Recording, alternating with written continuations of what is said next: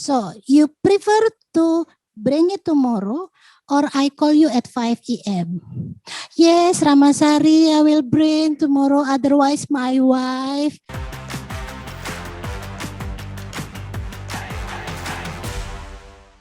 Ternyata ada embel-embel izin lagi di belakangnya yang namanya work permit ya Ibu. Ya. Bagaimana itu Ibu? Jadi untuk work permit ya, saya akan lebih memberitahu atau menginformasikan kepada para sahabat HR macam-macam tipe-tipe dari visa itu. Karena apa? Untuk work permit ini saya lebih menyarankan kita menggunakan agent yang qualified. Atau kalau tidak, kita harus punya tenaga kerja yang jabatannya adalah General Affair. Apakah kita setiap saat memerlukan tenaga General Affair? Maka lebih idealnya kita menggunakan agent yang memang qualified, yang ada di tempat para sahabat HR berada, ya. Kemudian di sini ada tipe-tipe visa yang perlu para sahabat HR ketahui. Jadi pada saat nanti kita perlu harus mengurus visa. Jadi kita tahu ada visa kunjungan wisata, ada visa kerja. Ini yang sering berhubungan dengan kita kalau visa kerja. Kalau kita punya tenaga ekspat. Tenaga ekspat biasanya kalau di perusahaan-perusahaan kita itu marketing manager, guest relation officer, atau mungkin di general manager, kemudian ada executive chef, ataupun chef yang spesifik outlet atau restoran ya, mungkin Chinese chef, specialty chef lah ya. Ya, gitu. Specialty chef ya. Kemudian berikutnya ada visa kunjungan bisnis. Visa kunjungan bisnis, kemudian ada visa bisnis dan ada visa pelajar. Selain itu nih Kak Di, biasanya kita tuh kan punya menerima mahasiswa-mahasiswa dari luar Indonesia. Internship gitu ya. Internship ya, itu juga visanya juga berbeda. Betul, betul. Itu bisa juga diurus oleh mereka menggunakan dari kampus mereka atau dari sekolah mereka, bisa juga diurus oleh kita yang menerima para internship tersebut. Atau mungkin kita juga bisa bekerja sama dengan agent-agent tertentu yang mengurus internship dari luar negeri ini. Jadi seluruh visa maupun akomodasi biasanya disediakan oleh mereka langsung. Begitu ya Bu Rama? Begitu ya. Jadi itu kalau mungkin nanti para sahabat HR kalau memang ternyata mempunyai program menerima internship dari luar Indonesia, silahkan pelajari visa apa yang diperlukan. Biayanya tidak besar sih, tuh. Tapi asal para sahabat HR harus punya MOU ya. Gitu. Kalau memang kita menyampaikan dari awal kita tidak akan membiayai biaya untuk pembuatan visa dan lain-lain, silakan. Harus diinformasikan di awal. Harus diinformasikan dari awal ya, dari seperti itu. Apa saja nanti yang diperlukan. Kemudian satu lagi tips dan triks nih biasanya pemilik kita, owner kita, manajemen kita pada saat hire expat untuk general manager atau untuk beberapa jabatan itu dari negara-negara yang cukup sulit untuk mengurus visa. Contoh? Enggak boleh nyebut negara. Oh, enggak boleh. Silakan di browsing sendiri. Silakan di browsing ya. Jadi pastikan juga pada saat nanti akan ada tenaga kerja asing yang nanti akan dipekerjakan. Pastikan juga nanti dari negara mana, memegang paspor di mana, gitu. Memang nanti akan menjadi kalau kita bekerja sama dengan agen tersebut tidak masalah. Agen nanti yang sibuk. Tetapi kita tetap akan memberitahu feeding the information that person dari negara ini nanti memerlukan waktu lebih lama karena ada aturan-aturan yang harus kita ikuti dan lain sebagainya. Jadi para sahabat HR juga harus belajar lah. Betul. Negara-negara mana yang mempunyai beberapa aturan tambahan untuk bisa datang ke Indonesia. Dengan tingkat kesulitan masing-masing gitu. Betul ya, Eropa Timur. Kan kita nggak boleh nyebut negara ya. Nggak boleh, itu benua berarti ya? Ada beberapa negara di Eropa Timur gitu, ada beberapa negara di Asia juga mempunyai aturan-aturan tambahan yang kita juga harus tahu.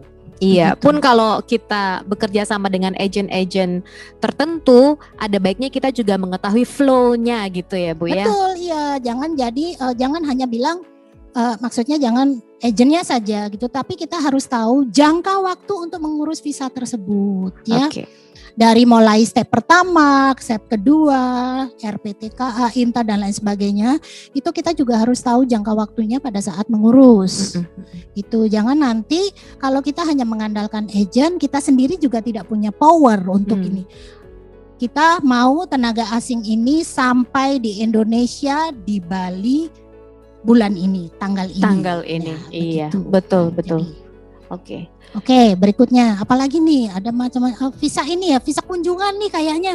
Wah. Visa kunjungan ini kan karena ada beberapa yang bertanya nih, khususnya di zaman sekarang ini ya. Lagi happening ini tampaknya, ini sekarang lagi happening nih ya. Dengan dibukanya Ngurah Rai internasionalnya ya, airportnya. Ternyata kita belum didukung dengan visa, jadi belum lengkap kan. Wah. Gitu.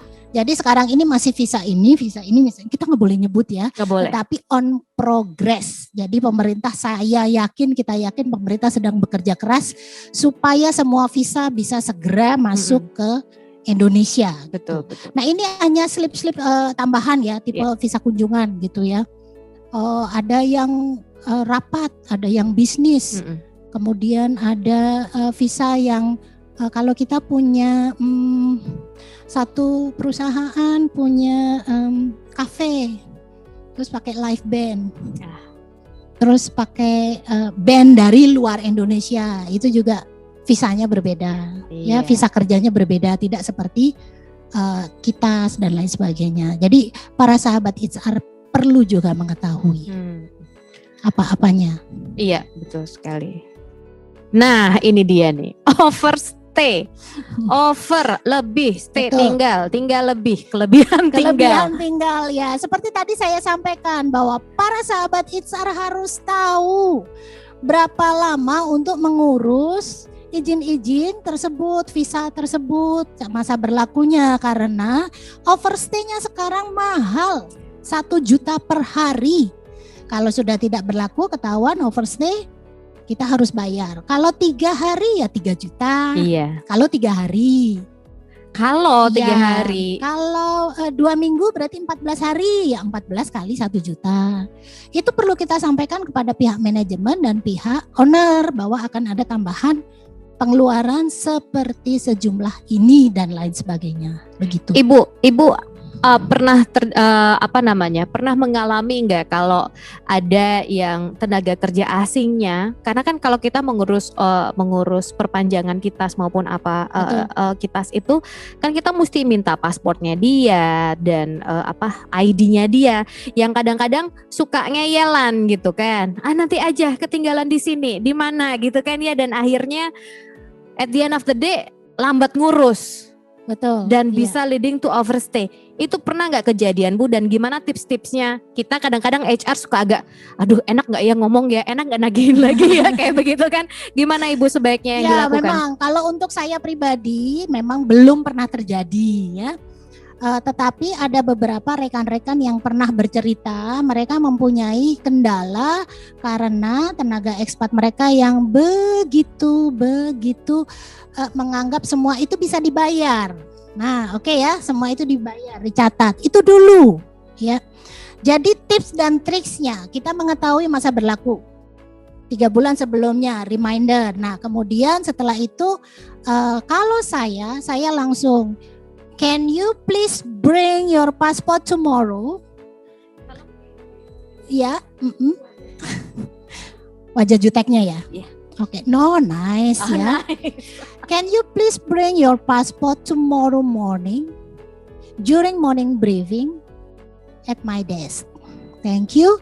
Otherwise, I will call you 5 a.m. in the morning to remind you. So, you prefer to bring it tomorrow or I call you at 5 a.m. Yes, Ramasari, I will bring tomorrow. Otherwise, my wife will ask me, who dare call me you? Just kidding. Tapi itu adalah salah satu, jangan takut. Jangan ragu-ragu. It is a part of our responsibility. Betul. Tanggung jawab. Kalau ada apa-apa nanti yang repot juga kita. Jadi jangan takut. Kalau memang ada tenaga kerja yang sebegitu ya, yang suka lupa, saya selalu remind early the morning jam 7. Kira jam 5 enggak ya? Jam 5 kita masih minum kopi dong ya. Jam 7 atau jam 7.30 kita kira-kira para ekspat kita ini kira-kira rumahnya di mana. Saya jam 7.30. Jangan lupa your passport gitu ya. Oke, your passport please. Yes, gitu betul, kan. dengan emoticon yang cium-cium ya. Itu my style ya. Oke, jadi silahkan disesuaikan dengan kebiasaan masing-masing, tetapi tetap flow-nya adalah sama. Kita yang memang harus remind dan kita tidak perlu merasa ragu-ragu dan takut karena efeknya, akibatnya nanti juga kita yang tanggung para sahabat. Jadi jangan khawatir, jangan takut, remind terus.